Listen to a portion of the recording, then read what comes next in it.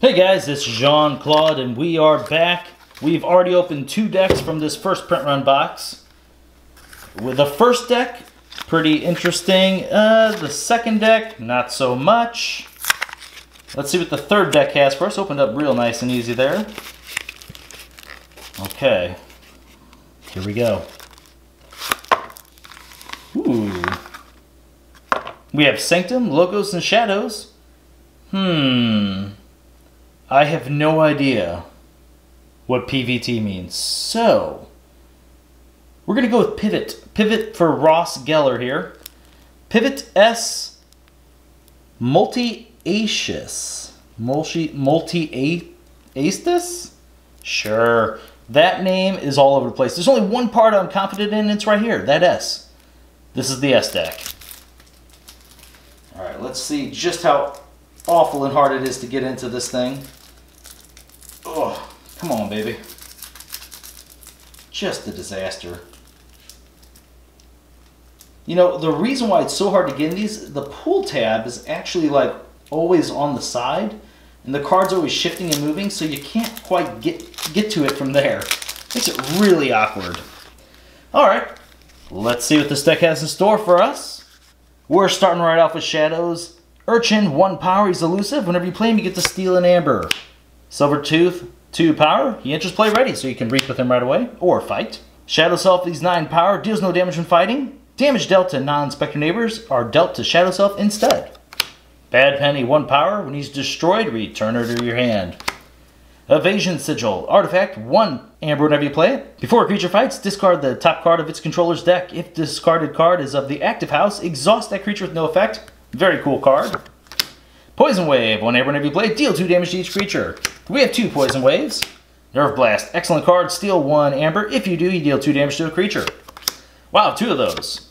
Miasma, 1 amber whenever you play it, your opponent skips the Forge key step on the next turn. Just want to say real quick, we're not quite to it yet. The last 2 times, or 3 times, whatever it's been, where I've been trying to whoosh, slide over and find a bait and switch, it has not worked. So, we're just going to go right through it and hope we find a bait and switch. It's absolutely insane just how we have not seen one for a long time now. Ghostly Hand, love this card, 2 amber whenever you play it. If your opponent has exactly 1 amber, you get to steal it. Oh! Okay, alright, see, that's what I'm talking about. Right to the bait and switch. Fantastic. Always adds a lot of value to any deck as far as its playability. Shoulder Armor. Amber whenever you play it, while this creature's on a flank, it gets +2 power, +2 armor. Love this card. Gatekeeper, 5 power, 1 armor. Play. If your opponent has 7 more amber, you get to capture all but 5 of it. Staunch Knight, 4 power, 2 armor. He gets +2 power while it's on a flank. Sequise, 4 power, 2 armor. Whenever you reap, capture an amber. 2 Sequise. Champion Tabra, 6 power. Whenever it fights, capture an amber. Very nice. 6 power, 2 armor, actually, and that's why it's so good. Champion Anafel, 6 power, 1 armor, has Taunt. Protects your other creatures. Wow, a lot of knights. Oh no. Why? Why do I say this? Why do I do this to myself, guys? Oh, jeez. Every time I say it. Okay. Bulwark, 4 power, 2 armor. Each of its neighbors gets +2 armor. You just know it's not going to be a creature now. Well, it's a great card, though. Love this. Whispering Reliquary, as an action, return an artifact to its owner's hand. Why do I like this card so much? It is so good at clogging up your opponent's hands. You're going to have Sanctum creatures that usually survive on the board unless it's an actual board wipe, thanks to their armor. So, you play those with this, you are suddenly able to reap with those creatures or fight with them again, and always clog up your opponent's hand every time you call Sanctum. Love that. Ooh, the harder they come. Purge a creature with power 5 or higher. Terms of Redress, amber whenever you play it, choose a friendly creature to capture 2. Cleansing Wave, heal 1 damage from each creature, gain 1 amber for each creature healed this way. Oh man, just an awful card. Alright, Logos. It's an upgrade. Amber whenever you play it, this creature gains action. Swap this creature with another friendly creature on the battle line. You may use the other creature this turn. Okay, actually it's not quite as bad in here because we can at least put it on to Champion Anafel, which is a taunt creature. So it's okay. Experimental Therapy? Oh, come on. How many times am I going to have to open this pile of crap? It's an upgrade. This creature belongs to all houses. Play, stun, and exhaust this creature. Why am I so against this card? Whenever you play this, you can't use the creature for a couple of turns now. It exhausts it, so you can't get rid of the stun marker. Next turn, you're going to get rid of the stun marker. Then finally the turn after that, you can start using this creature. What are the odds your opponent cannot destroy a creature within 2 turns that you have made completely unusable? Out of here. Hey, another Skippy Time Hog. Excellent. We opened this last time. 1 power. Play. Your opponent cannot use any cards next turn. Oh, mother. 5 power. During the draw card step, refill your hand to 1 additional card. Dr. Escotera, 4 power. Gain 1 amber for each forged key your opponent has. Dexter, 3 power. Play. Capture an amber. Destroyed. Put it on top of your deck. Batrone, 2 power. Skirmish. Whenever it fights, you get to steal an amber. Library of Babel as an action. Draw a card. Oh, 2 Library of Babels. Nice. Twin Bolt Emission. Fantastic card. Amber, whenever you play it, deal 2 damage to a creature and 2 to a different creature. Positron Bolt. Nice. It's actually a really cool picture. I used to not like it, but then I started seeing the playmats and the chain trackers.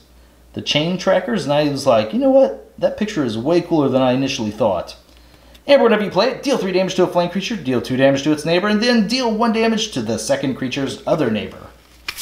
Last card of the deck is Lab Work. Amber, whenever you play it, and you get to archive a card. Alright, so if you recall, we threw away that experimental therapy. Don't even want to gauge it. Once again, not a tournament deck. So let's see where we're going to rate this thing, though, as far as just playing around and having some fun. Mother's great. Time Hog's great. What's the win in here? What's the win, huh? Is it going to be the Sanctum with the Reliquary? Is that what's going to do it? Got a decent amount of armor. These creatures are definitely built to survive, and that shoulder armor just really beefs them up. Early game, we got the bait and switch. How much other steel did we have? Ooh, actually, bait and switch and miasma. Tasty. Okay, so we had steel here, steel, steel. Damage we can spread around. It actually doesn't really hurt our Sanctum creature, so that's nice. Evasion Sigil. So it looks to me with this deck, let me just glance through these one more time. All right. With this deck, I feel like we're going to try and mulligan until we get to the Evasion Sigil. Hope we get it within the first or second hand.